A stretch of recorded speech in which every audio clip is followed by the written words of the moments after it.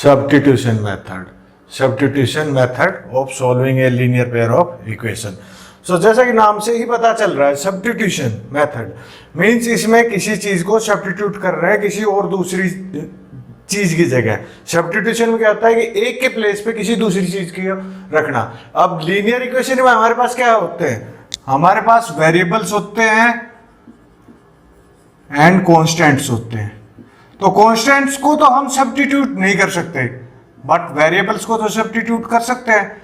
तो substitution method में हम करते क्या है, वेरिएबल को सब्स्टिट्यूट कर देते हैं। Let's see how we do it. Let's take an example. Let's I have an equation 6x plus 5y is equal to 3. This is equation 1. Then equation 2, 2x plus 3y is equal to 4. ये दो equation है, equation 1 and equation 2। सो ये pair of linear equation हो गया हमारे पास। अब substitute क्या करना है, हमारे पास वेरिएबल है यहाँ पे x एंड y। इनमें से किसी भी एक वेरिएबल को, किसी एक वेरिएबल को हम सब्स्टिट्यूट कर देंगे दूसरे इक्वेशन में। अब वो इक्वेशन कोई भी ले सकते हैं और वो वेरिएबल भी कोई भी ले सकते हैं। Let's take equation 2। इक्वेशन 2 में से अगर मैं x की value in terms of y निकाल दूं, x की value in terms of y, और उसी x की वैल्यू को सब्स्टिट्यूट कर दूं इक्वेशन 1 में, तो मेरे पास इस इक्वेशन के अंदर सिर्फ एक ही वेरिएबल बचेगा, which will be y। Let's do it. This implies 2x is equal to 4 minus 3y. ये हमने इसको इधर ट्रांसपोज कर दिया 3y को। This implies x is equal to 4 minus 3y upon 2. तो यहां पे हमने x की वैल्यू किसकी फॉर्म में निकाल ली, इन टर्म्स ऑफ y। अब इस वैल्यू x की वैल्यू को if I put in equation 1, ये ध्यान रखना है कि जिस इक्वेशन से हमने वैल्यू निकाली, यहाँ इक्वेशन 2 से हमने x की वैल्यू निकाली इन टर्म्स ऑफ y, तो हम इक्वेशन 1 में पुट करेंगे। इक्वेशन 2 में अगर हमने इस वैल्यू को पुट कर दिया तो ये LHS इक्वल टू RHS आ जाएगा। यहाँ पे कोई वेरिएबल बचेगा ही नहीं, सिर्फ वो इसको स्पेसिफाई, ये इक्विटी को, स्टेटमेंट को ही शो करेगा। तो हमें इसको रखना है दूसरी इक्वेशन में। Let's putting the value of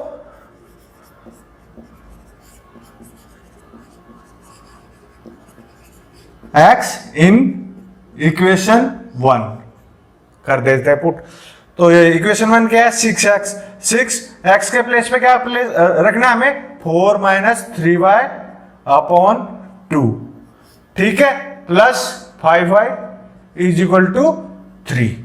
equation आ गई हमारे पास। ये इसके अंदर वेरिएबल कितने हैं, इसके अंदर हमारे पास सिर्फ एक ही वेरिएबल बचा y। अगर मैं इसको सिंपलीफाई करूंगा, फर्दर सोल्व करूंगा, तो मुझे y की वैल्यू पता चल जाएगी, क्योंकि जो इक्वेशन विद वन वेरिएबल होती है उसको एक ही इक्वेशन की मदद से सोल्व किया जा सकता है। तो चलिए करते हैं। ये 2 से कट जाएगा 3, चलो ब्रैकेट को खोल लेते हैं। This imply 3 multiplied by 4 is equal to 12 minus 3 into 3 9y plus 5y is equal to 3। तो हमारे पास यहां से y की वैल्यू क्या आ गई, यहां से y की वैल्यू आ गई 12 माइनस 4 माइनस के 9y प्लस के 5y, तो हमारे पास बच गया 4y इज इक्वल टू 3। तो अभी 12 को मैं ट्रांसपोज कर देता हूं RHS में। RHS में ट्रांसपोज कर दिया, माइनस के this imply minus 4y is equal to 3 minus 12, उधर प्लस 12 था, इधर आके हो गया माइनस 12। फर्दर सिंप्लीफाई कर दीजिए इसको। 3 माइनस 12 कितना बच गया, माइनस के 9, इधर कितना है 4y। This implies y is equal to minus के 9 अपॉन माइनस के 4 इज इक्वल टू 9/4। तो y की वैल्यू आ गई हमारे पास। यहाँ से y की वैल्यू क्या आई, 9/4। अब यहां से हमें करना क्या है, हमें x की वैल्यू भी फाइंड आउट करनी है। x की वैल्यू कैसे फाइंड आउट करेंगे, हमने x को y की टर्म्स में निकाल ही रखा है। हमें पता है अगर y इसके बराबर है 9/4 के, तो x की वैल्यू कितनी होगी। तो इसको अगर मैं इक्वेशन नंबर 3 नाम दे देता हूं, तो putting value of putting y in equation 3, equation number 3 में y की वैल्यू को मैं पुट कर दूंगा। तो पुट कर दो, चलो x is equal to 4 minus 3 y कितना है 9/4 और होल डिवाइडेड बाई कितना है 2। ये आ गया तुम्हारा 4 माइनस 27/4 होल डिवाइडेड बाई 2। इसको फर्दर सिंप्लीफाई कर दिया 16x इज इक्वल टू ये 4 जा 16 minus 27 16 minus 27 is equal to minus के 11/4 और होल डिवाइडेड बाई 2 था तो ये 2 नीचे ही मल्टीप्लाई हो जाएगा तो x की वैल्यू क्या आ गई माइनस के 11/8। तो x और y दोनों की वैल्यू आ गई हमारे पास यहां से। तो यहां क्या क्या जैसे हमने सब्स्टिट्यूशन मेथड में बताया था, हमने सबसे पहले एक वेरिएबल की वैल्यू निकाली in terms of second variable और उसको पुट कर दिया दूसरी इक्वेशन में। तो उसके बाद हमारे पास बची equation with one variable only, तो उससे हमने पहले इनको सिंप्लीफाई किया तो दोनों ही वेरिएबल्स की वैल्यू हमारे पास आ गई।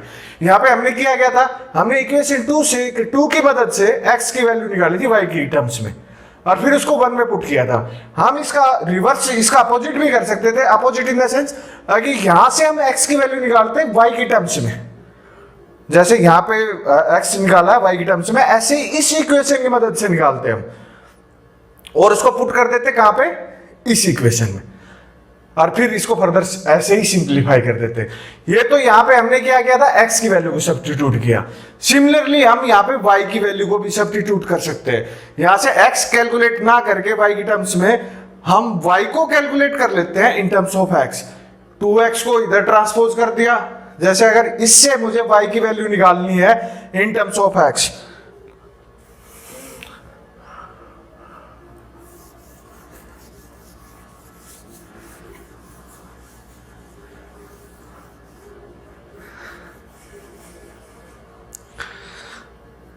इक्वेशन 2 से मुझे y की वैल्यू निकाल लेता हूं मैं इन टर्म्स ऑफ x। तो कैसे कर सकता हूं मैं 3y is equal to 4 minus 2x को उधर ट्रांसपोज कर दिया RHS में, this implies y is equal to 4 minus 2x upon 3। ये आ गई इक्वेशन 3 और इसकी वैल्यू इस y की वैल्यू को हम अगर मैं इक्वेशन 1 में पुट कर देता हूं तो first I will get value for x and फिर उसके कोरस्पॉन्डिंग में यहां से इस इक्वेशन पुट करके इसकी y की वैल्यू कैलकुलेट कर सकता हूं।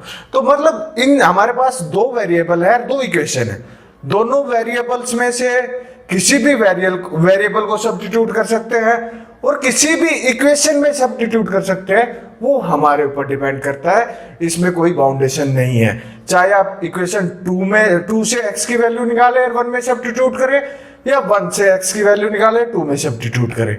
सिमिलरली चाहे 1 से y की वैल्यू निकाले 2 में सब्स्टिट्यूट करें या 2 से y की वैल्यू निकाले और 1 में सब्स्टिट्यूट करें, answer will always come the same, there is no difference. Similarly इसी में चलो एक एग्जांपल और ले लेते हैं so that you can understand it in much better way.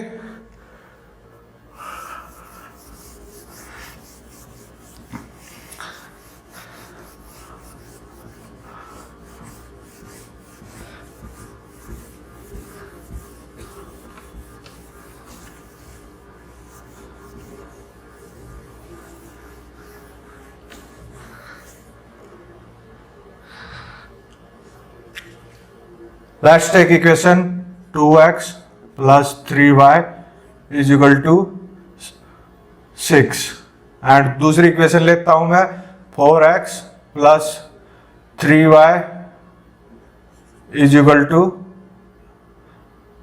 say 8। ये दो इक्वेशन आ गई। These two equation will form pair of linear equation। तो चलो यहाँ पे इस केस में मैं पहली इक्वेशन से सब्स्टिट्यूट करता हूं। पहली इक्वेशन से मैं x की वैल्यू निकालता हूं इन टर्म्स ऑफ y। तो 2x को लेफ्ट हैंड साइड में रखा, 3y को मूव कर दिया RHS में, तो मेरे पास क्या आ गया 6 minus 3y। Okay, this implies x is equal to 6 minus 3y upon 2। तो और फर्दर सिंप्लीफाई करेंगे तो 2 से कैंसिल आउट कर देगा, नहीं कैंसिल आउट नहीं होगा, इससे 3 बार आ रहा है। ठीक है, सो x की वैल्यू निकाल ली हमने इन टर्म्स ऑफ y। अब इस वैल्यू को x की वैल्यू को हम प्लेस किस में करेंगे इक्वेशन 2 में। इक्वेशन 2 में क्यों प्लेस किया, क्योंकि ये वैल्यू हमने इक्वेशन 1 से निकाली है, इसलिए इसको नाम दे दिया equation number 3। Putting in equation 2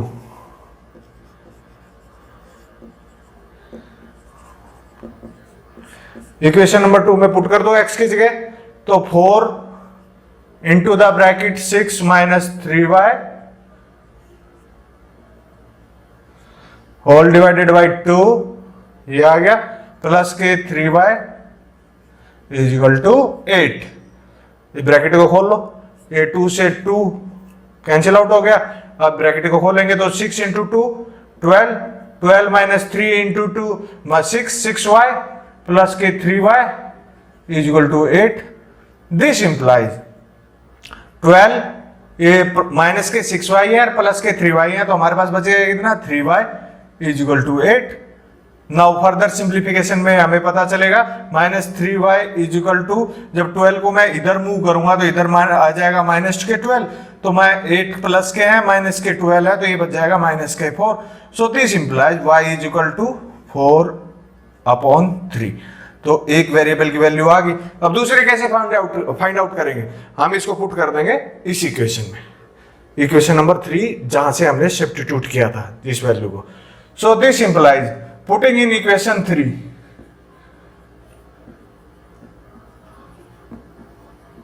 तीन में पुट कर दो x is equal to 6 minus 3, y की वैल्यू कितनी आई थी 4/3 multiplied by 4/3 whole divided by कितना था, होल डिवाइडेड बाई था ये 2। सिंप्लीफाई कर लीजिए, 3 से 3 कट गया, 6 minus 4 is equal to 2, 2/2 is equal to 1। So this implies x is equal to 1 and y is equal to 4/3। ये दो हैं इसके सॉल्यूशन इस पेयर के। एक चीज और, यहां पे हमने स्टार्टिंग में चेक नहीं किया था whether this pair has one solution, unique solution, infinitely many solution और नो सॉल्यूशन, क्योंकि मुझे पता था ये इक्वेशन मैंने सेलेक्ट की थी, तभी मैंने इसी हिसाब से ही ली थी कि इनका यूनिक सॉल्यूशन ही होगा। एल्स सबसे पहले स्टेप आपका यही रहेगा, first you will check whether it this pair has one solution और नो सॉल्यूशन और इनफाइनाइटली मैनी सॉल्यूशन। कैसे करेंगे, a1/a2 यहां से करके देख लीजिए। इसमें a1 की वैल्यू क्या है 2, लेट्स कर लेते हैं a1 is equal to 2, b1 is equal to 3 and c1 is equal to -6। ये -6 क्यों लिया, क्योंकि जनरल फॉर्म में इधर RHS में 0 था, इसलिए मैंने -6 लिया। सिमिलरली इन इक्वेशन 2 में देखेंगे तो a2 की वैल्यू कितनी आई 4, b2 की वैल्यू 3 एंड c2 की वैल्यू -8। तो यहां देख लीजिए a1/a2 कितना आया 2/4 इज इक्वल टू 1/2, एक आठ कैंसिल कर देंगे। और इसमें b1/b2 कितना है 3/3 is equal to 1 and c1/c2 -6 by -8, ये हो गया -3/4।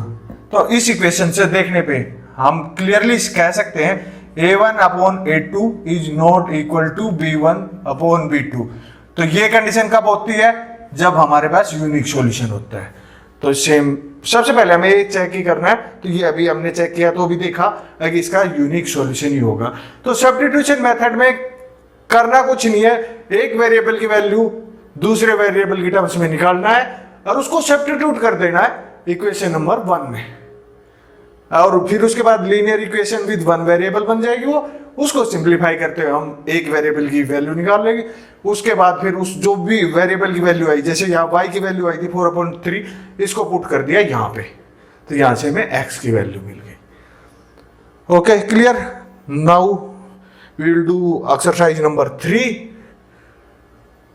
which is based upon the substitution method only। एक चीज हो रहा, एग्जाम में you will always be asked which method you have to follow। अगर आपको बोला गया है specifically use graphical method, that means graphical method follow करोगे। अगर बोलता है सब्स्टिट्यूशन मेथड फॉलो करना है, तो you will follow substitution method for solving a pair of linear equation. और यदि एलिमिनेशन बोलता है या क्रॉस मल्टीप्लिकेशन बोलता है, जिस भी मेथड का नाम दिया है आपको वही फॉलो करना है। ये नहीं, हालांकि इन 4 मेथड में से कोई भी मेथड लगाओ, पेयर का सॉल्यूशन आपको हर एक मेथड से मिलेगा। You will get solution you can get solution by any method, applying any method. अगर स्पेसिफाई नहीं किया हुआ तो आप इन चारों में से कोई भी मेथड अप्लाई करते हुए सोल्व कर सकते हो पेयर को, लेकिन आपको स्पेसिफिकली मेंशन किया हुआ होगा एग्जाम के अंदर you have to follow this method और दैट मेथड, तो आपको उसी मेथड से निकालना है। तो इसलिए आपके लिए जरूरी है कि आप चारों मेथड्स को ही ध्यान से करें। ये नहीं कि मैंने एक मेथड कर लिया, with this method I can solve all the linear pair of equation. तो सोल्व तो कर सकते हो, but examination point of view से आपको सारे के सारे पॉइंट्स, सारे के सारे मेथड आने चाहिए, नहीं तो आप एग्जाम में नहीं कर पाओगे। जैसे आप अगर पहला ही ये सब्स्टिट्यूशन मेथड कर जाते हो और एग्जाम में पूछा जाता है I solve this pair using elimination method, then आपके हाथ कट गए, आप कुछ नहीं कर सकते फिर उसके बाद, अगर आपको सेकंड मेथड के बारे में नहीं पता। तो लेट्स